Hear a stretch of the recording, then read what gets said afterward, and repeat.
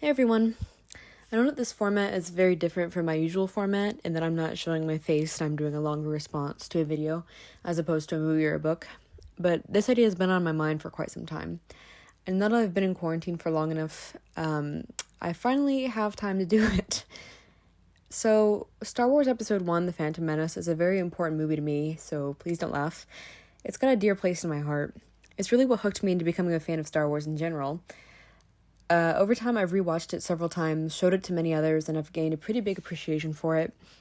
As one of the apparently few people on the planet who can appreciate the film for what it is, I figure it's kind of my duty to reply to a video that's all about pointing out its flaws and weak spots, sort of coming to the Phantom Menace's defense. And as I'm sure you can intuit by now, the video I'm going to be responding to is Everything Wrong with Phantom Menace, Part 1. I'm just going to be honest, I really don't like cinemasins. If you want to hear in-depth reasons why, I'll put a link into the description of a YouTuber I like, Shaun, and his series Arguing Against the Purpose of Cinemasins. Briefly though, I just think that they're lazy and overly negative, and their jokes aren't really funny, and they don't add much to the movie criticism community at all. A movie's worth isn't in how technically accurate it is. A movie can have 10,000 flaws but still be a good movie to someone, or anyone, like how Phantom Menace is a really special movie to me. So I'm going to go through this video, sin by sin, and respond to the ones I feel are worth responding to. I will say, some I left completely untouched, because I thought what he said was so dumb I couldn't even formulate a reply. So if you're wondering why I disregarded anything, that's why. But don't worry, I have something to say about just about everything. So let's not waste any time, and just jump right into the video.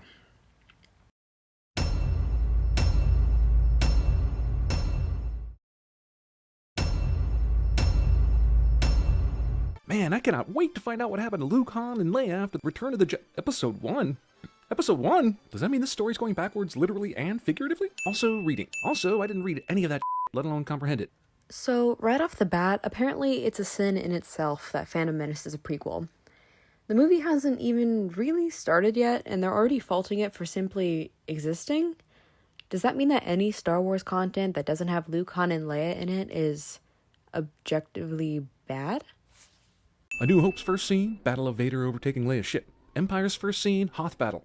Return of the Jedi's first scene, Tatooine rescue. But this movie's first scene, political ambassadors part of an envoy to talk about trade blockades. I mean, maybe you would have expected this to be the first scene in the movie if you had read the opening scroll, let alone comprehended it. I agree that it's not the best way to provide context for what's happening in a story, but you can't just completely disregard the movie telling you why something is about to happen and then complain that you don't understand when it happens. Funny, since the days of Episode 4, which is technically after this movie's events, how much extra technology this era has over its successor. Are we going to spend the entire movie comparing this movie to the original trilogy? It's not the 70s anymore, cinemasins. Also, Liam Neeson isn't killing anyone in this scene. I get that this is just a bad joke they're making, but what? Why are you giving the movie itself a sin for this? At this point, they might as well just sin the entire movie and have the verdict be, wah, it's not a New Hope. Be mindful of the living force, young Padawan. I really don't even understand this sin. You're faulting Qui-Gon for giving his Padawan traditional Jedi advice? Would this be less sigh-worthy if Yoda said it? Obi-Wan just finished saying that he had a bad feeling about this. Qui-Gon is telling him to be mindful of the living force to assure him. There's no reason to pretend like that doesn't track. Sending Jedi to something like this is almost like declaring war. At least make them not dress like Jedi so it can be a surprise. Well, no, it isn't, because the Clone Wars haven't started yet, so Jedi still have a reputation as keepers of the peace. Jedi are, in actuality, the best people to send for this, because they're a perfectly neutral party with no real national allegiance, besides maybe the Senate. Why would they think the Trade Federation wouldn't be open to receiving Jedi? No one knows the Trade Federation are working with the Sith right now. They must be dead by now. Destroy what's left of them. Not only does this asshole not wait long enough for the Jedi to be dead, but he also thinks dead Jedi need further destruction. It's called getting rid of bodies, cinemasins. So there's no evidence for what you've done. Here's your action in a nutshell. Jedi mowing down mindless minions, making a mockery of middling mechanisms. I'm beginning to think the guys that work on this channel just have the attention span of a hummingbird or something, and can't just enjoy a movie if there isn't a bunch of flashy lights and really fast-paced action happening in the films they watch. What is going on down there? We lost the transmission, sir. You might be expecting me to sing these characters' obviously racist accents, and fine, I will. But I'm more interested in singing how an advanced ship like this could possibly lose all transmission from the affected area. You don't have a backup camera or hallway gear? Hold on, can we talk about what he just said for a second? He just said that he's more interested in talking about the machinations of a made-up ship than he is in talking about the actual cinnable parts of this movie, which are the racist caricatures. Like, I don't even know what to say to that. I genuinely think that's despicable and a really weird joke to make. I see they applied Natalie Portman's board makeup. Oh wait, that's not makeup? Dude, she's the queen of Naboo and her people are in serious trouble. Like, they're about to get face-to-face harassed by droids, and so many people from her planet are about to die through the course of this movie. But you're right, cinemasins. Why isn't the woman smiling? Trade franchise, and they'd be finished. You're still talking about this? Why didn't this movie start off with Jedi doing real Jedi things, with the political theater firmly in the background? Who gives a about this stuff? Because this movie's not really about Jedi doing Jedi things. It's about the circumstances that caused Anakin and Padme to meet for the first time, and the complex political situation that led Sheev Palpatine to come into power. Once again, I don't think that, well, why no more action scenes, is a valid critique for this film. I will not condone a course of action that will lead us to war. But I will condone this hairdo I'm sporting, which surely cost gobs of government dollars, but whatever. First of all, that's a wig, and Padme wears plenty of them throughout her various appearances while she's in professional/traditional Naboo attire. Secondly, according to the Star Wars Visual Dictionary, this whole look in general, the throne room outfit, is supposed to be very lavish in order to impress dignitaries from other planets. So, yes, she will condone that hairdo, because she's attempting to make a good impression for her planet. Like, I don't know, a queen is supposed to do. Also, I know this is nitpicky, but he said dollars, and it's supposed to be credits. Oh, muy, I love you! So look, of course we're going to raise the sin total by 100 just because of Jar Jar Binks. But, as we all know, Jar Jar is just a symptom of a far greater evil going on with these movies, blissfully unaware of what makes a positive impact. Okay, honestly, I'm really exhausted with blind hatred for Jar Jar. Sure, hate him because he's annoying or whatever to you, but how can you say he doesn't have a positive impact? Lucas stated that Jar Jar is a childish character meant for children in this movie intended for children. Just because you don't like him doesn't mean that his existence is inherently negative. In fact, I would say that Jar Jar adds an enjoyable air of whimsy and innocence to the film that lightens the tense political background that CinemaSins was also just complaining about.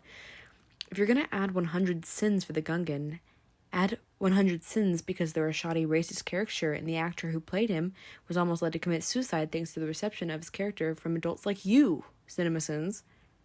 I think this movie's discount Dagobah scene was so cheap it might as well be from Spaceballs. Maybe I should just add my own obnoxious dinging noise every time they make a reference to the original trilogy and don't let this movie stand on its own. Not everything has to be a callback, you know.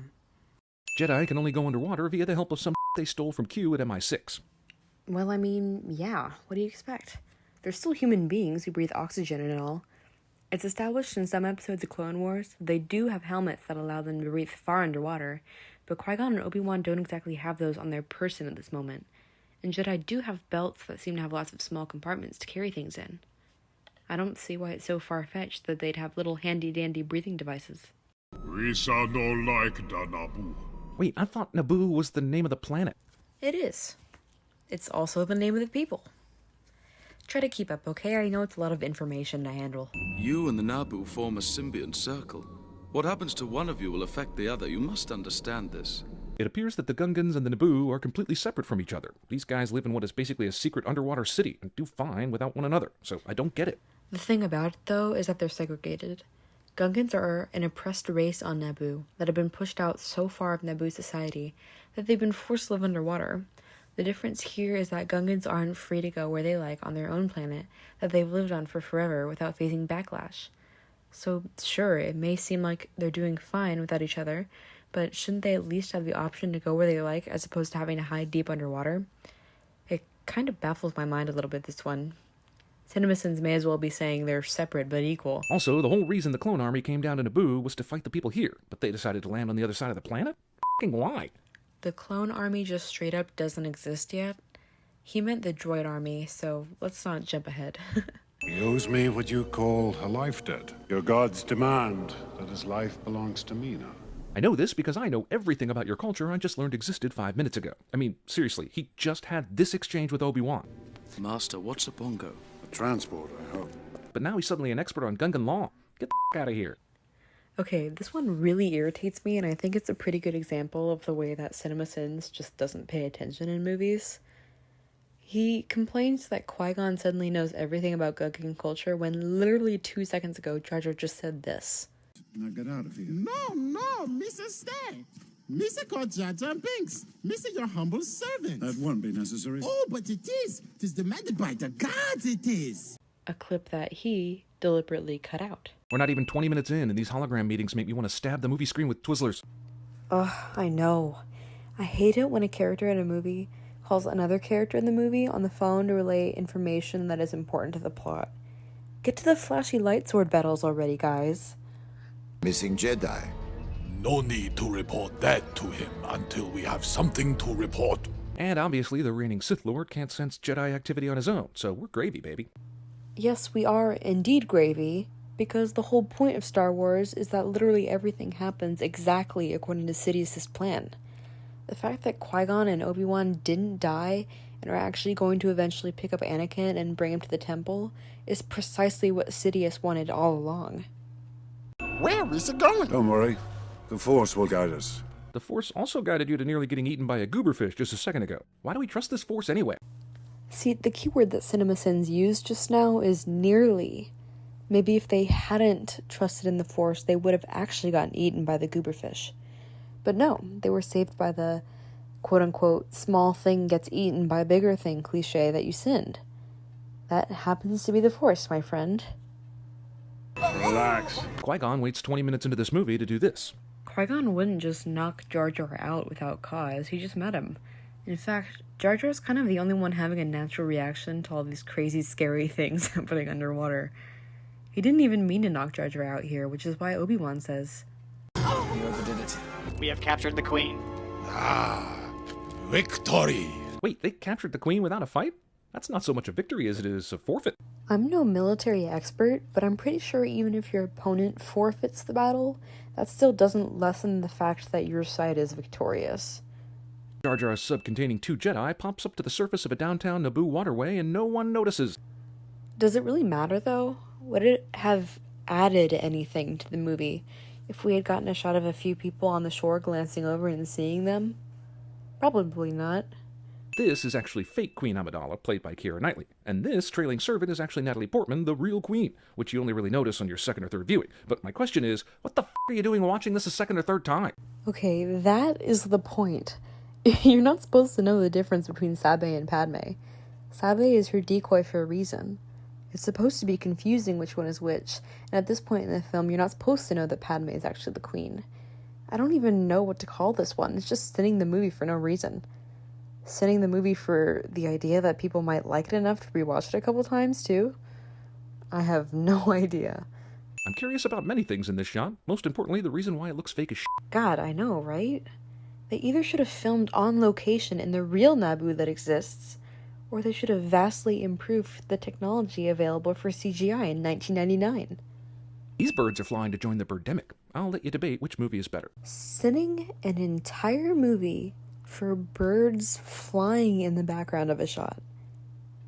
I really can't make this shit up. This is the state of movie criticism, I guess.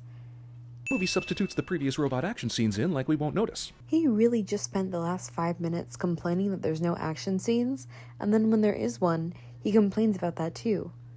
How does this man ever just enjoy movies? There's the blockade.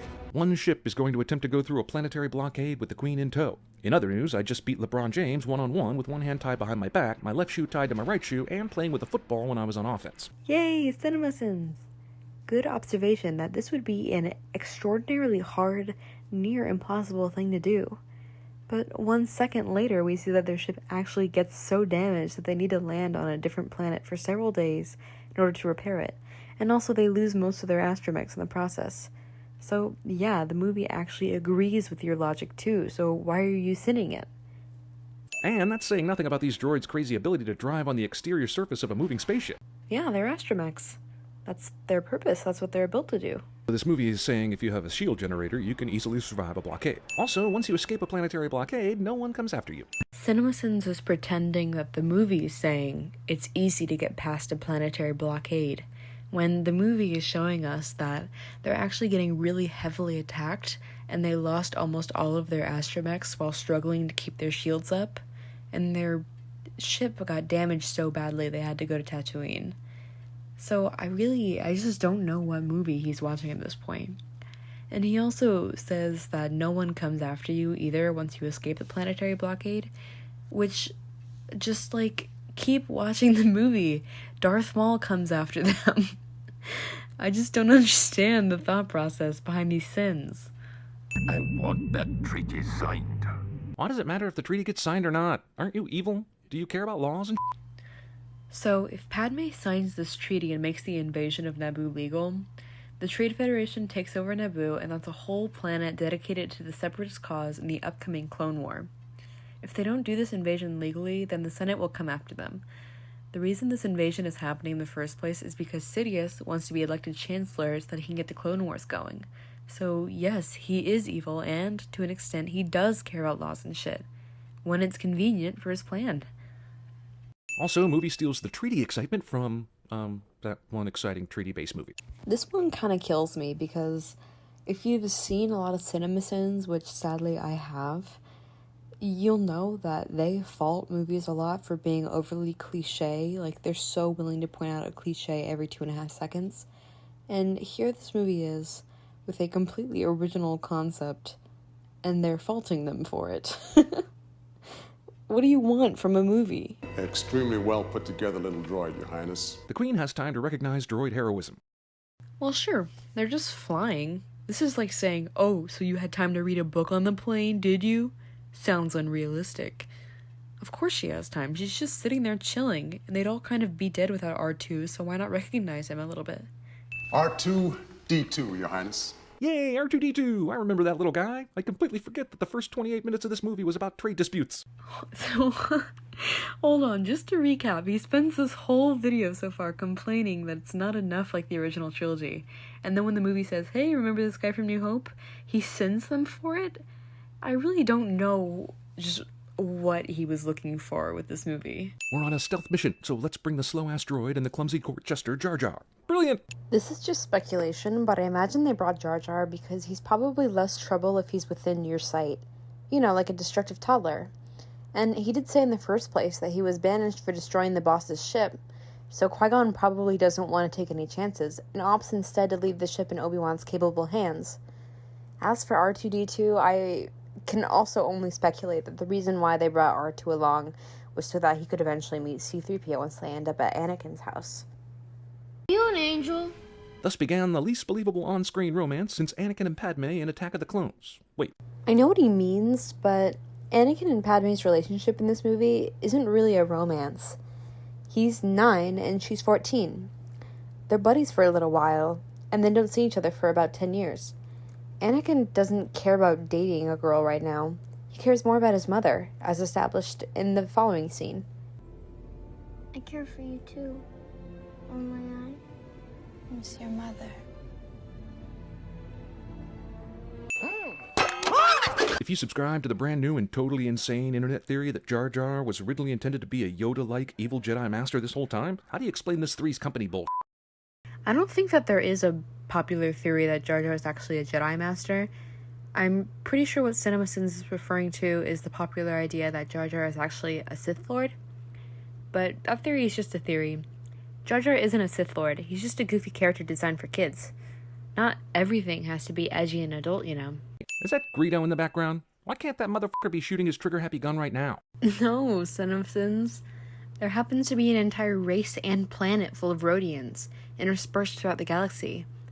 I'm going to start looking at every white male in Star Wars and saying, is that Anakin? What is that guy doing here? Our ship.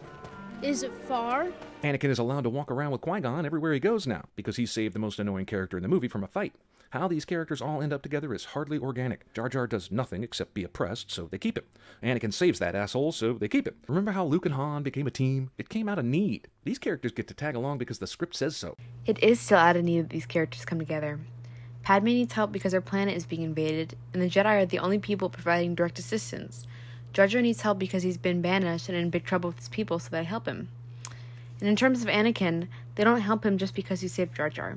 They help him because A, he's a 9-year-old slave, which, like, why wouldn't you want to help someone like that and let them tag along if your whole religion teaches compassion? And B, he's got an in with Watto because he works at the shop. Sure, you can say that how they came together is hardly organic, but to me, that's the Force. What are the chances of the two biggest figures in the scope of the galactic story, Anakin and Padme, just happen to meet on some rinky-dink outer-world planet and go on to have the most gigantic, tragic, incredible, shocking story of all time? Small, but that's the Force for you. And I think it's beautiful, not dumb and unbelievable. I'm coming to wonder if cinemasins even like Star Wars at all. He's not finished yet. So, Anakin built C-3PO. Why is that also unbelievable? Anakin just got done saying he was really good at building things. We must survive on our own. Jar Jar misses the apple, but he's definitely an asshole. In Jar Jar's defense, according to Wikipedia, Gungans have long muscular tongues with which they can scoop mollusks and lesser amphibians from the Naboo swamps. Jar Jar probably doesn't even know what he's doing could be considered impolite, since it's so normal for Gungans to use their tongues as an essential part of eating. And again, Gungans are a segregated race on Naboo, so they're probably not aware of any type of human custom. Jedi reflexes if you race pods. Pod racing? It's no different from NASCAR or Formula One. The only human who can do it? Just another bullshit explanation for Qui-Gon to recruit this kid into the Jedi Academy. I'm sorry, but the next time NASCAR has a race that's anything like the Boon to Eve one we see in a minute, call me up. Pod racing is clearly so much more dangerous thanks to the terrain, the flying aspect, and the lawlessness of Tatooine that doesn't punish cheating and downright murder, but in fact encourages it for the sake of entertainment. Also, it's not inconceivable that Anakin is the only human who can do it, considering the other pod racers we see at the race have some kind of biological component that helps with their racing, whether it be multiple arms or longer legs. If this plan fails, Master. By the way, movie sticks Obi-Wan on this ship, doing nothing the entire time on Tatooine. That's exactly what we wanted to see the badass character from the original trilogy do, now didn't we? Boy, you're gonna love Attack of the Clones, Revenge of the Sith, and Clone Wars then, aren't you? Oh, never mind. He hates them all and made videos about them, okay. Also, badass character from the original trilogy? Obi-Wan doesn't really do that much from the original trilogy other than die and be a ghost. About this boy. Why can't they Jedi talk to each other? Why do they need these little radios? Once again, CinemaSins faults the movie for having two characters talk to each other on the phone, relaying important information that's crucial to the plot. I don't even know if Jedi talk is a thing that exists in Star Wars, like telepathy. And even if it did, would that really add anything to the scene if Qui-Gon and Obi-Wan talked to each other just using their minds? Oh, no, you're okay, Annie. Quiet, baby Greedo. You're lucky we even let you hold the paddle. CinemaSins says no. There can only be one of each species on this planet. Greedo was in Tatooine in New Hope, which takes place decades after this movie. So all the Rhodians we've seen so far must be Greedo. Chlorine count. Hey, remember when you watched the original trilogy and you thought, man, if I could believe in the Force, I could be a Jedi? Well, it turns out Jedi creation depends on whether or not you have a lot of something really dumb called midichlorians in your bloodstream. You don't need to be a Jedi to have midichlorians. Everyone has midichlorians, because every living being in the Star Wars universe has the Force, just at varying amounts. What the movie is trying to say here is that Anakin is just intensely and naturally powerful at the Force, and midichlorians are just a way of measuring that. How does an evil ship with a Sith Lord on it land on this planet without radar or Jedi intuition picking it up? Because listen, the Jedi don't even know that the Sith exists anymore at this point, so why would that be even a slightly viable conclusion for them to come to in their heads? They've kind of got other things on their mind right now, like millions of people on Naboo not being slaughtered. Cut them some slack. Also, one major point of these movies is the dark side clouding their senses, so they're unable to detect certain things. I wouldn't be surprised if, because of the Force, Maul was in serious stealth mode to keep the element of surprise on his side. Also, I think it's funny how he says a radar doesn't pick it up, as if there's a radar for previously non-existent Sith Lords or quote-unquote evil ships. And hey, CinemaSins, if you don't want a probably stupid explanation for something, don't watch Star Wars and I won't give you one. I love how strange evil flying drones are able to wander this planet without anyone thinking it's weird or shady. There were much weirder and shadier things happening on Tatooine, a literal lawless zone of the galaxy. A droid flying around minding its own business is probably the least of everyone's worries. Qui-Gon practices the Jedi way and cheats at the dice throw. He should just use his Jedi powers to sabotage the race if he's going to subvert honesty anyway. Oh, God, you're right. This man cheating at dice is a way worse sin than Watto being a slave owner. Sebulba sabotages Anakin's pod racer in front of thousands of spectators, yet no one sees a thing. Nah, it's likely one of the billions of people in the audience saw something. But again, it's a lawless zone. And that about does it for the sins in part 1. Let me know if you want to see a part 2 of the series, because yes, they do have another video for Phantom Menace. And even if no one wants to see it, I'll probably make the next video at some point anyways, because, boy, this was something. And it's kind of fun for me to revisit Phantom Menace and think about the choices that were made in it. It makes me appreciate the movie more as a whole. Thank you so much for watching if you made it this far. Feel free to like this video and subscribe if you enjoyed it in any capacity, and have a safe and happy day wherever you are. Bye-bye!